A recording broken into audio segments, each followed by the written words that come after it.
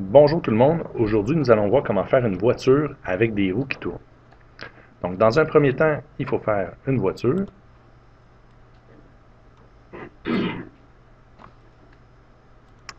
Donc j'utilise l'outil rectangle pour faire ma voiture.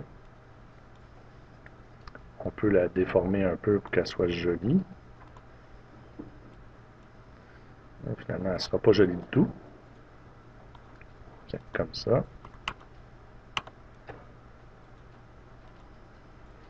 OK. Je transforme cet élément-là en Movie Clip.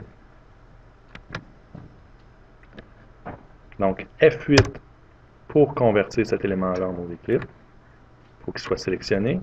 Je fais F8. Je l'appelle voiture.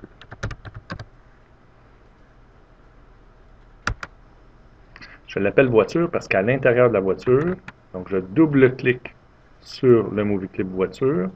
Vous voyez séquence 1 en haut. À côté, à droite, c'est écrit voiture. Donc ça confirme que je suis bel et bien dans la voiture après avoir fait un double-clic dessus. J'ai un premier calque qui contient ma carrosserie. Je vais m'empresser de le nommer. Donc je vais l'appeler voiture ou carrosserie. J'ai besoin d'un second calque qui va contenir mes roues. J'appelle ça roue. Je dessine une première roue. De préférence ronde. On va la mettre noire. Et je vais mettre un enjoliveur blanc.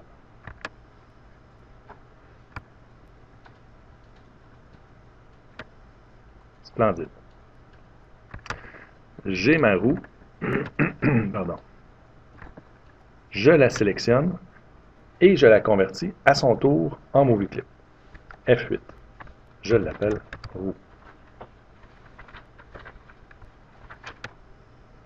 J'ai maintenant une roue qui s'appelle roue dans un Movie Clip qui s'appelle voiture. Donc j'ai une roue Movie Clip dans une voiture Movie Clip.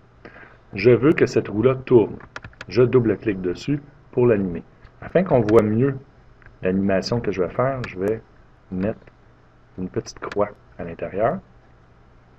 Et comme on le sait, pour faire une interpolation, l'objet en question doit toujours, qui va être interpolé, doit être un graphique ou un movie clip. Donc je pourrais tout de suite le convertir et l'appeler pneu.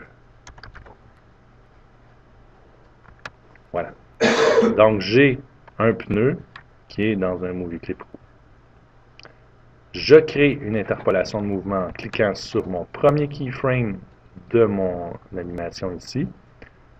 Et je fais bouton de droite, créer une interpolation de mouvement. Je me positionne sur le premier keyframe, donc je clique sur le premier keyframe. J'accède à mon onglet Propriétés, où je vais aller choisir Rotation vers la droite.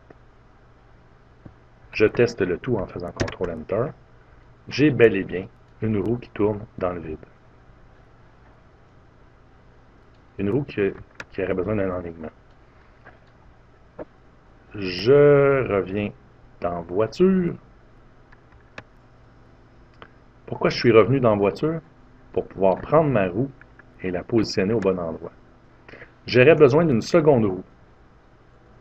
Je m'en vais dans ma bibliothèque et je vais chercher une seconde roue.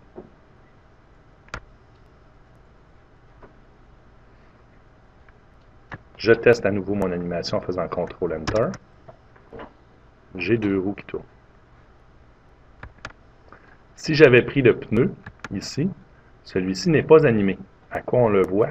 Il n'y a pas de petit play ici.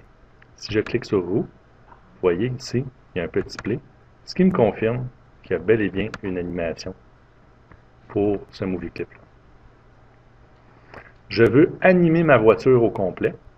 Je reviens dans ma séquence et là, je vais animer cet objet-là qui est composé maintenant de roues et d'une carrosserie. Donc, bouton de droite sur le premier frame, créer une interpolation de mouvement. Je me positionne au dernier frame de mon interpolation et je déplace ma voiture en dehors de ma scène. Au premier keyframe, j'aimerais que ma voiture soit en dehors de ma scène aussi, ce qui fait qu'en faisant CTRL-Enter, j'ai une voiture qui passe à vive allure et je ne vois pas pantoute les roues tourner. Mais on va ralentir tout ça. Comment?